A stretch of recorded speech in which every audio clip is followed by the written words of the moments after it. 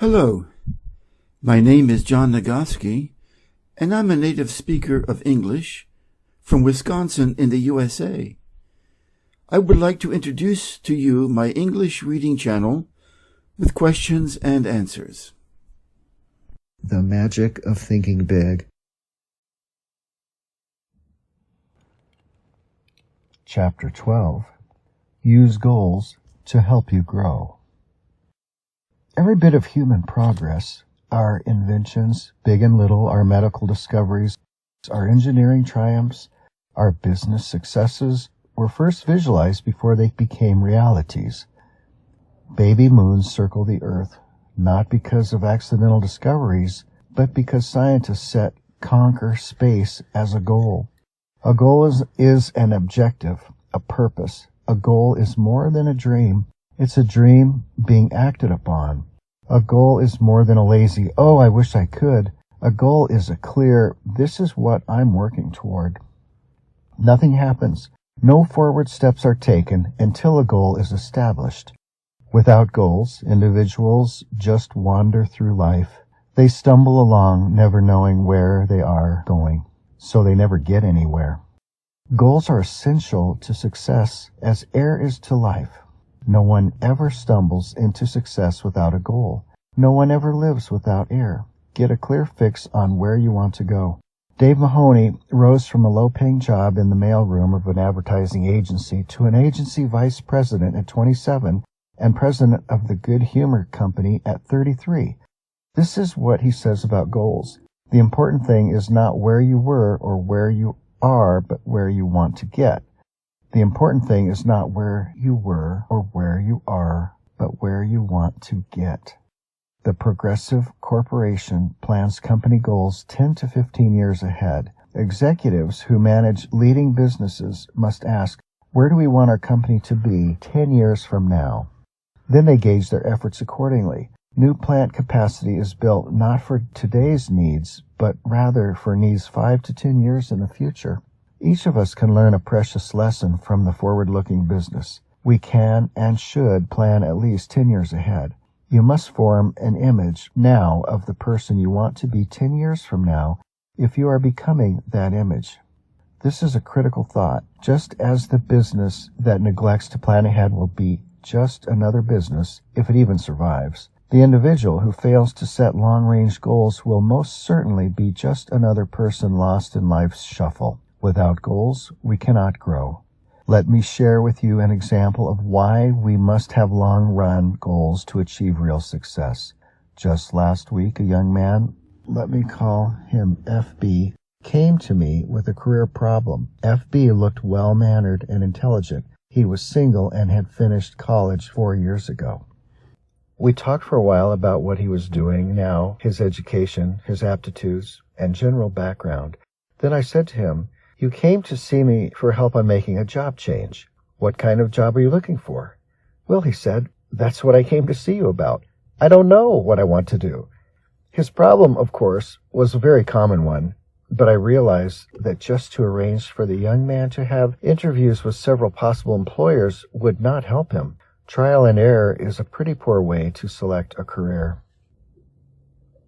With dozens of career possibilities, the odds of stumbling into the right choice are several dozen to 1. I knew I had to help FB see that before he starts going someplace career-wise. He's got to know where that someplace is. So I said, "Let's look at your career plan from this angle. Will you describe for me your image of yourself 10 years from now?" FB, obviously studying the question, finally said, "Well, I guess I want what just about everybody else wants, a good job that pays well, and a nice home. Really, though," he continued, "I haven't given it too much thought." This, I assured him, was quite natural. I went on to explain that his approach to selecting a career was like going to an airline ticket counter and saying, "Give me a ticket." The people selling the tickets just can't help you unless you give them a destination. So I said, "And I can't help you find a job until I know what your destination is, and only you can tell me that." This jarred FB into thinking. We spent the next 2 hours not talking about the merits of different kinds of jobs, but rather discussing how to set goals. FB learned I believe the most important lesson in career planning, before you start out, know where you want to go. First, visualize your future in terms of 3 departments: work, home, and social. Dividing your life this way keeps you from becoming confused, prevents conflicts, helps you look at the whole picture.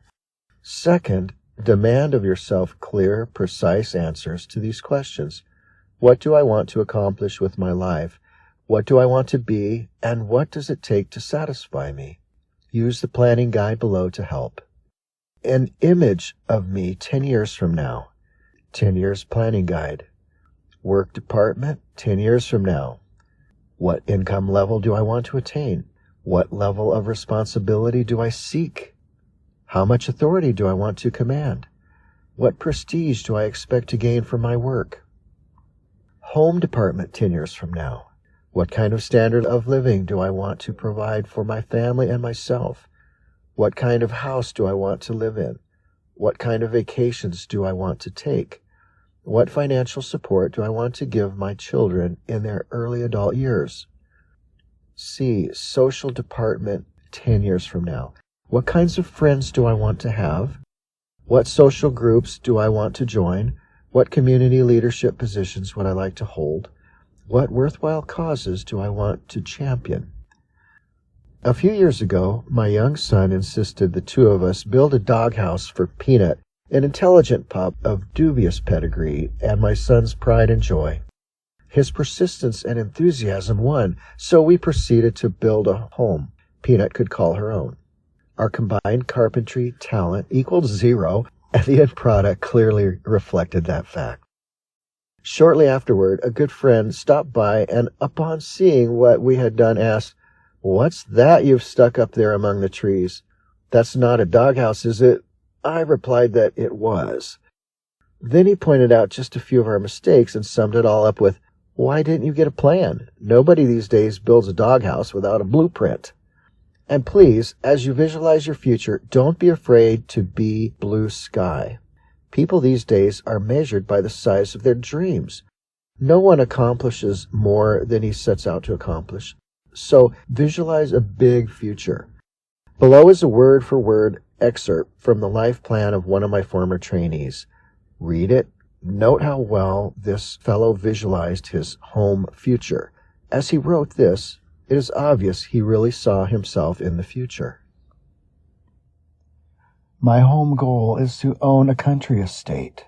The house will be of the typical Southern manor style, 2 stories, white columns and all. We will have the grounds fenced in and probably will have a fish pond or 2 on the place, as my wife and I both enjoy fishing. We will keep our Doberman kennels back of the house somewhere. The thing I have always wanted is a long winding driveway with trees lining each side. But a house is not necessarily a home. I am going to do everything I can to make our house more than just a place to eat and sleep. Of course, we do not intend to leave God out of our plans, and throughout the years we will spend a certain amount of time in church activities. 10 years from now, I want to be in a position to take a family cruise around the world. I would like very much to do this before the family gets scattered all over the world by marriages, etc. If we can't find time to make the cruise all at once, we will put it into 4 or 5 separate vacations and visit a different part of the world each year. Naturally, all these plans in home department depend on how well things go in my work department, so I'll have to keep on the ball if I am to accomplish all this. The plan was written 5 years ago. The trainee then owned 2 small dime stores. Now he owns 5, and he has purchased 17 acres for his country estate. He's thinking and progressing right along toward his goal. The 3 departments of your life are closely interrelated. Each depends on the others to some extent. But the one department that has the most influence over the other departments is your work.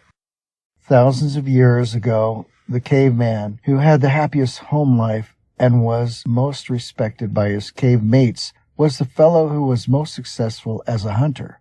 As a generalization, the same point holds true today. the standard of living we provide our families, and the social and community respect we attain depends largely on our success in the work department.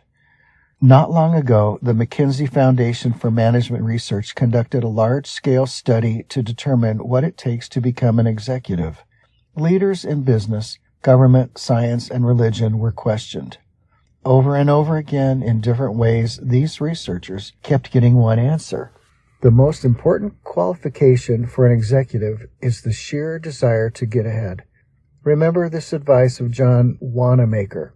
A man is not doing much until the cause he works for possesses all there is of him.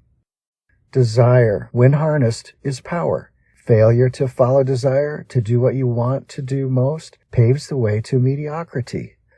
I recall a conversation with a very promising young writer on a college newspaper. The fellow had ability. If anyone showed promise for a career in journalism, it was he. Shortly before his graduation, I asked him, "Well, Dan, what are you going to do? Get into some form of journalism?"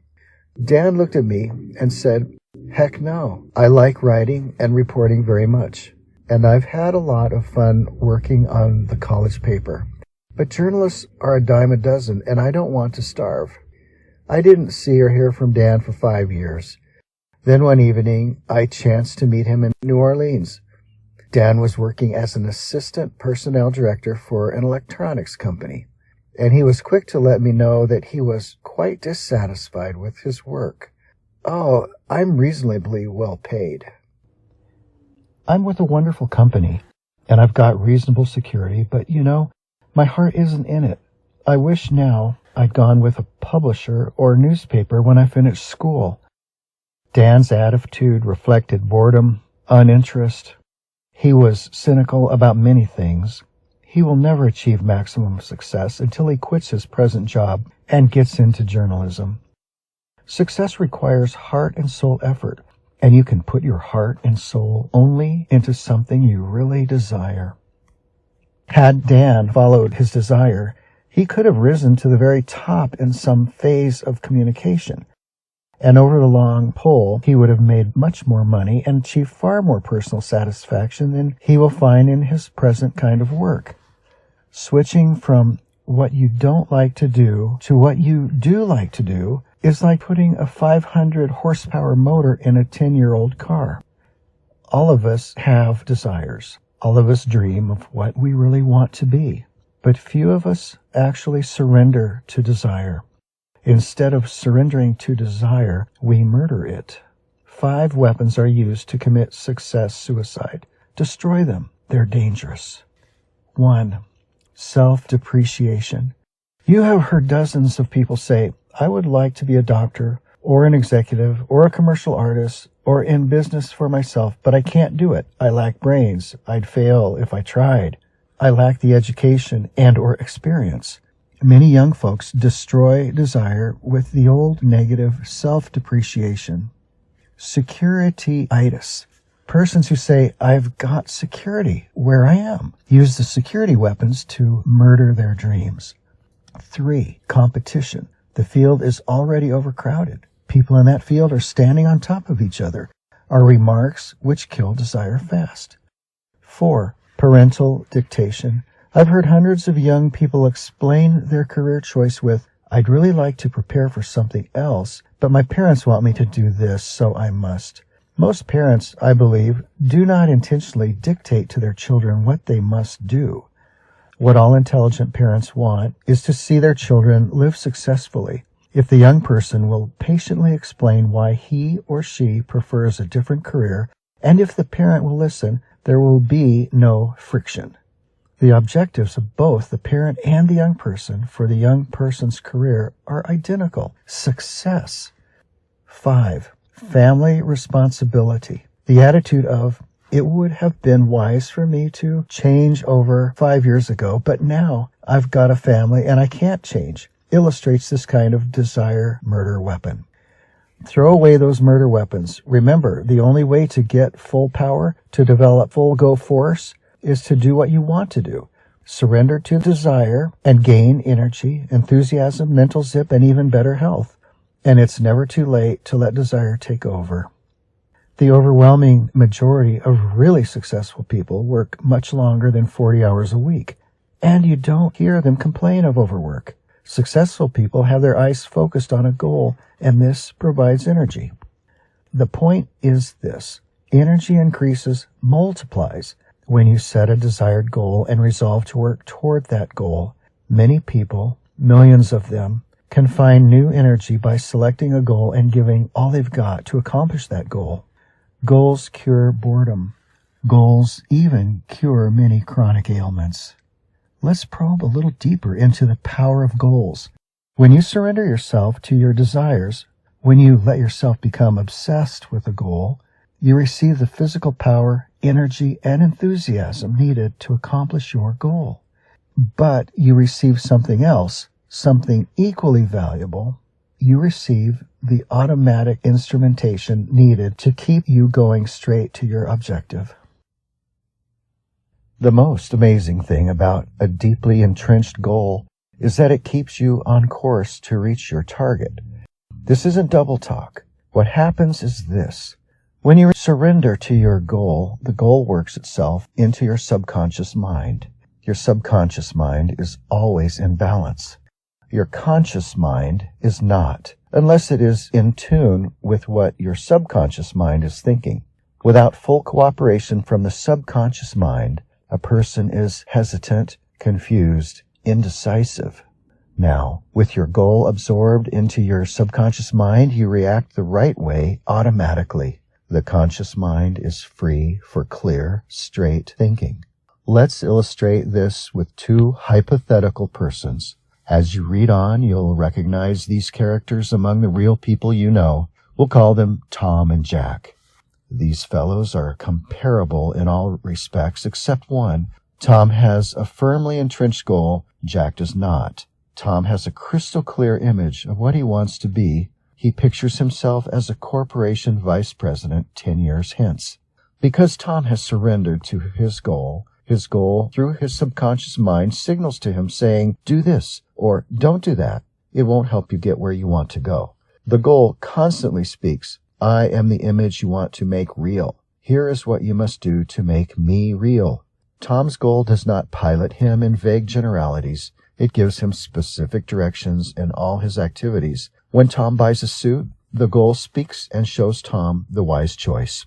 The goal helps to show Tom what steps to take to move up to the next job, what to say in the business conference, what to do when conflict develops, what to read, what stand to take. Should Tom drift a little off of course, his automatic instrumentation, housed securely in his subconscious mind, alerts him and tells him what to do to get back on course. Tom's goal has made him super sensitive to all the many forces at work that affect him. Jack, on the other hand, lacking a goal, also lacks the automatic instrumentation to guide him. He is easily confused. His actions reflect no personal policy. Jack wavers, shifts, guesses at what to do. Lacking consistency of purpose, Jack flounders on the ruddy road to mediocrity. May I suggest you reread the above section right now. Let this concept soak in. Then look around you. Study the very top echelon of successful persons. Note how they, without exception, are totally devoted to their objective. Observe how the life of a highly successful person is integrated around a purpose. Surrender to that goal. Really surrender. Let it obsess you and give you the automatic instrumentation you need to reach that goal. On occasion, all of us have waked up on Saturday morning with no plans, no agenda, either mental or written, that spells out what we're going to do. On days like that, we accomplish next to nothing. We aimlessly drift through the day, glad when it's finally over. But when we face the day with a plan, we get things done. This common experience provides an important lesson. To accomplish something, we must plan to accomplish something. Before World War II, our scientists saw the potential power locked in the atom, but relatively little was known about how to split the atom and unleash that tremendous power. When the United States entered the war, forward-looking scientists saw the potential power of an atomic bomb. A crash program was developed to accomplish just one goal: build an atomic bomb. The result is history. In just a few years, the concentrated effort paid off. The bombs were dropped, and the war was ended. But without that crash program to accomplish a goal, splitting the atom would have been delayed perhaps a decade, maybe longer. Set goals to get things done. Our great production system would be hopelessly bogged down if production executives did not establish and adhere to target dates and production schedules. Sales executives know salesmen sell more when they are given a carefully defined quota to sell. Professors know students get term papers written on time when a deadline is set. Now, as you press forward to success, set goals, deadlines, target dates, self-imposed quotas, you will accomplish only what you plan to accomplish. According to Dr. George E. Burke of Tulane University School of Medicine, an expert in the study of human longevity, many things determine how long you will live: weight, hereditary, diet, psychic tension, personal habits. But Dr. Birch says the quickest way to the end is to retire and do nothing. Every human being must keep an interest in life just to keep living. Each of us has a choice. Retirement can be the beginning or the end. The do nothing but eat, sleep, and rock attitude is the poison yourself fast form of retirement. Most folks who regard retirement as the end of purposeful living soon find retirement is the end of life itself. With nothing to live for, no goals, people waste away fast. The other extreme, the sensible way to retire, is the I'm going to pitch right in and start fast method. One of my finest friends, Lou Gordon, has chosen this way to retire. Lou's retirement several years ago as a vice president of Atlanta's biggest bank was really commencement day for him. He established himself as a business consultant, and his pace is amazing. Now, in his 60s, he serves numerous clients and is in national demand as a speaker. One of his special projects is helping to build Pi Sigma Epsilon, a young but fast-growing fraternity for professional salesmen and sales executives. Every time I see Lou, he seems younger. And the Lou Gordons aren't the boring old grumps feeling sorry for themselves because they're old. Goals, intense goals, can keep a person alive when nothing else will. Mrs. D, the mother of a college friend of mine, contracted cancer when her son was only 2. To darken matters, her husband had died only 3 months before her illness was diagnosed. Her physicians offered little hope. But Mrs. D would not give up. She was determined that she would see her 2-year-old son through college by operating a small retail store left her by her husband. There were numerous surgical operations. Each time the doctors would say, just a few more months. The cancer was never cured, but those few more months stretched into 20 years. She saw her son graduate from college. 6 weeks later, she was gone. A goal, a burning desire, was powerful enough to stave off sure death for 2 decades. Use goals to live longer. No medicine in the world, and your physician will bear this out, is as powerful in bringing about long life as is a desire to do something. The person determined to achieve maximum success learns the principles that progress is made one step at a time. A house is built a brick at a time. Football games are won a play at a time. A department store grows bigger one new customer at a time. Every big accomplishment is a series of little accomplishments. Eric Severeid, the well-known author and correspondent, reported in Reader's Digest, April 1957, that the best advice he ever received was the principle of the next mile. Here's part of what he said. During World War II, I and several others had to parachute from a crippled Army transport plane into the mountainous jungle on the Burma-India border. It was several weeks before an armed relief expedition could reach us, and then we began a painful, plodding march out to civilized India. We were faced by a 140-mile trek over mountains in August heat and monsoon rains. In the first hour of the march, I rammed a boot nail deep into one foot. By evening, I had bleeding blisters the size of a 50-cent piece on both feet. Could I hobble 140 miles? Could the others, some in worse shape than I, complete such a distance? We were convinced we could not, but we could hobble to that ridge. We could make the next friendly village for the night. and that, of course, was all we had to do. When I relinquished my job and income to undertake a book of 250,000 words, I could not bear to let my mind dwell on the whole scope of the project. I would surely have abandoned what had become my deepest source of professional pride. I tried to think only of the next paragraph, not the next page, and certainly not the next chapter. Thus, for 6 solid months, I never did anything but set down one paragraph after another. The book wrote itself. Years ago, I took on a daily writing and broadcasting chore that has totaled now more than 2,000 scripts. Had I been asked at the time to sign a contract to write 2,000 scripts, I would have refused in despair at the enormousness of such an undertaking. But I was only asked to write one, the next one, and that is all I have ever done. The principle of the next mile works for Eric Severeid, and it will work for you too. The step-by-step method is the only intelligent way to attain any objective. The best formula I have heard from quitting smoking, the one that has worked for more of my friends than any other, I call the hour-by-hour method. Instead of trying to reach the ultimate goal, freedom from the habit, just by resolving never to smoke again, the person resolves not to smoke for another hour. When the hour is up, the smoker simply renews his resolution not to smoke for another hour. Later, as desire diminishes, the period is extended to 2 hours, later to a day. Eventually, the goal is won. The person who wants freedom from the habit all at once fails because the psychological pain is more than he can stand. An hour is easy, forever is difficult. Winning any objective requires a step-by-step method. To the junior executive, each assignment, however insignificant it may appear, should be viewed as an opportunity to take one step forward.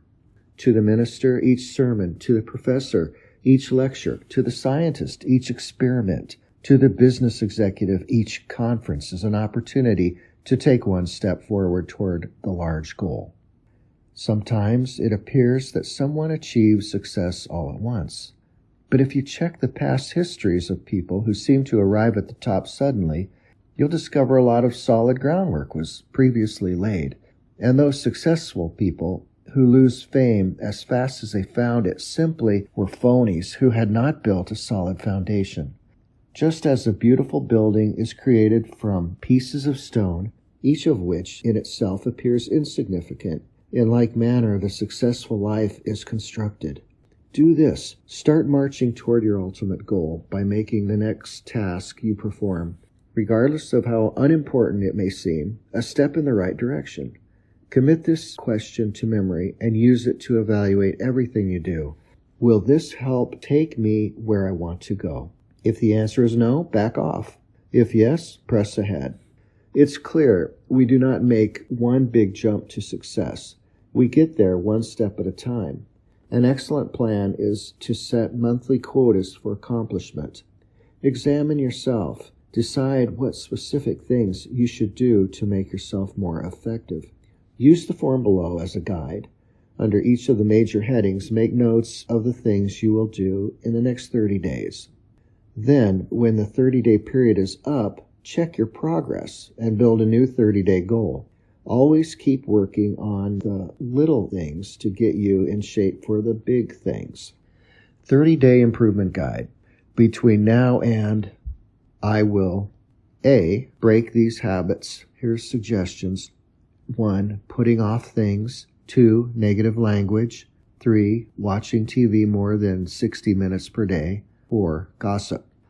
B. Acquire these habits. Suggestions. 1. A rigid morning examination of my appearance. 2. Plan each day's work the night before. 3. Compliment people at every possible opportunity. C. Increase my value to my employer in these ways. Suggestions. 1. Do a better job of developing my subordinates. 2.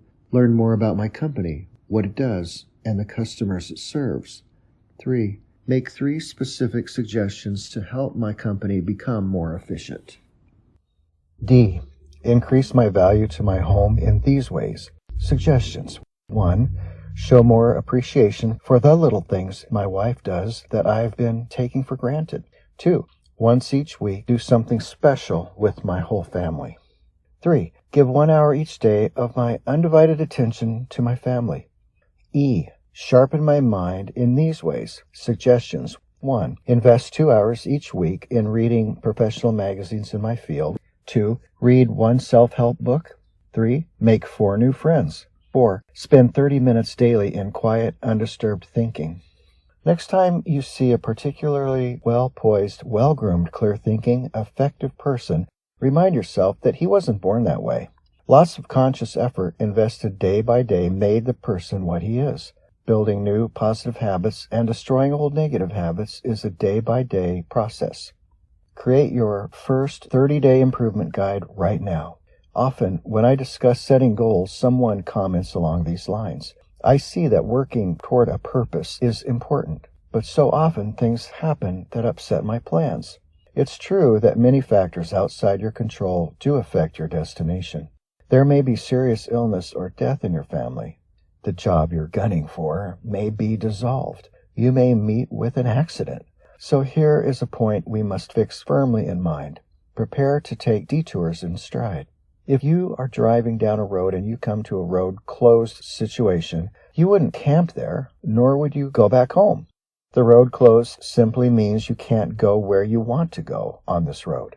You simply find another road to take you where you want to go. Observe what military leaders do. When they develop a master plan to take an objective, they also map out alternative plans. If something unforeseen happens that rules out plan A, they switch to plan B. You rest easy in an airplane even though the airport where you plan to land is closed in because you know the fellow up there driving the plane has alternative landing fields and a reserve fuel supply. The road closed simply means you can't go where you want to go on this road. You'd simply find another road to take you where you want to go. It's a rare person who has achieved high-level success who has not had to take detours, many of them. When we detour, we don't have to change our goals. We just travel a different route. You've probably heard many persons say something like, "Oh, how I wish I had bought XX stock back in 19. I'd have a pile of money today." Normally, people think of investing in terms of stocks or bonds, real estate, or some other type of property. But the biggest and most rewarding kind of investment is self-investment, purchasing things that build mental power and proficiency. The progressive business knows that how strong it will be 5 years from now depends not on what it does 5 years in the future, but rather on what it does invests this year. Profit comes from only one source, investment. There's a lesson for each of us. To profit, to get the extra reward above a normal income in the years ahead, we must invest in ourselves. We must invest to achieve our goals. Here are 2 sound self-investments that will pay handsome profits in the years ahead. 1. Invest in education. True education is the soundest investment you can make in yourself. But let's be sure we understand what education really is. Some folks measure education by the number of years spent in school or the number of diplomas, certificates, and degrees earned. But this quantitative approach to education doesn't necessarily produce a successful person. Ralph J. Cordner, chairman of General Electric, expressed the attitude of top business management toward education this way. 2 of our most outstanding presidents, Mr. Wilson and Mr. Coffin, never had an opportunity to attend college. Although some of our present officers have doctor's degrees, 12 out of 41 have no college degrees. We are interested in competency, not diplomas. A diploma or degree may help you get a job, but it will not guarantee your progress on the job. Business is interested in competency, not diplomas. To others, education means the quantity of information a person has stashed away in his brain. But the soak-up facts method of education won't get you where you want to go. More and more we depend on books, files, and machines to warehouse information. If we can do only what a machine can do, we're in a real fix. Real education, the kind worth investing in, is that which develops and cultivates your mind. How well educated a person is measured by how well his mind is developed, in brief, by how well he thinks. Anything that improves thinking ability is education, and you can obtain education in many ways. But the most efficient sources of education for most people are nearby colleges and universities. Education is their business. If you haven't been to college lately, you're in for some wonderful surprises. You'll be pleased at the wide course offerings available. You'll be even more pleased to discover who goes to school after work. Not the phonies, but rather really promising persons, many of whom already hold very responsible positions. In one evening class of 25 persons I conducted recently, there were an owner of a retail chain of 12 stores, 2 buyers for a national food chain, 4 graduate engineers, an Air Force colonel, and several others of similar status. Many people earn degrees in evening programs these days, but the degree, which in the final analysis is only a piece of paper, is not their primary motivation. They are going to school to build their minds, which is a sure way to invest in a better future. And make no mistake about this, education is a real bargain. A moderate investment will keep you in school one night each week for a full year. Compute the cost as a percentage of your gross income and then ask yourself, isn't my future worth this small investment? Why not make an investment decision right now? Call it school, one night a week for life. It will keep you progressive, young, alert. It will keep you abreast of your areas of interest. And it will surround you with other people who are also going places. Invest in idea starters. Education helps you mold your mind, stretch it, train it to meet new situations and solve problems. Idea starters serve a related purpose. They feed your mind, give you constructive material to think about. Where are the best sources of idea starters? There are many, but to get a steady supply of high-quality idea material, why not do this? Resolve to purchase at least one stimulating book each month, and subscribe to 2 magazines or journals that stress ideas. For only a minor sum and a minimum of time, you can be turned into some of the best thinkers available anywhere. At a luncheon one day, I overheard one fellow say, "But it costs too much. I can't afford to take the Wall Street Journal." His companion, obviously a much more success-minded person, replied, "Well, I've found that I can't afford not to take it." Again, take your cue from the successful people. Invest in yourself. Let's take action. Now, in a quick recap, put these success-building principles to work. 1. Get a clear fix on where you want to go. Create an image of yourself 10 years from now. 2. Write out your 10-year plan. Your life is too important to be left to chance. Put down on paper what you want to accomplish in your work, your home, and your social departments. 3. Surrender yourself to your desires. Set goals to get more energy. Set goals to get things done. Set goals and discover the real enjoyment of living. Let your major goal be your automatic pilot. When you let your goal absorb you, you'll find yourself making the right decision to reach your goal. Achieve your goal one step at a time. Regard each task you perform, regardless of how small it may seem, as a step toward your goal. Build 30-day goals. Day by day, effort pays off. Take detours in stride. A detour simply means another route. It should never mean surrendering the goal. Invest in yourself. Purchase those things that build mental power and efficiency. Invest in education. Invest in idea starters.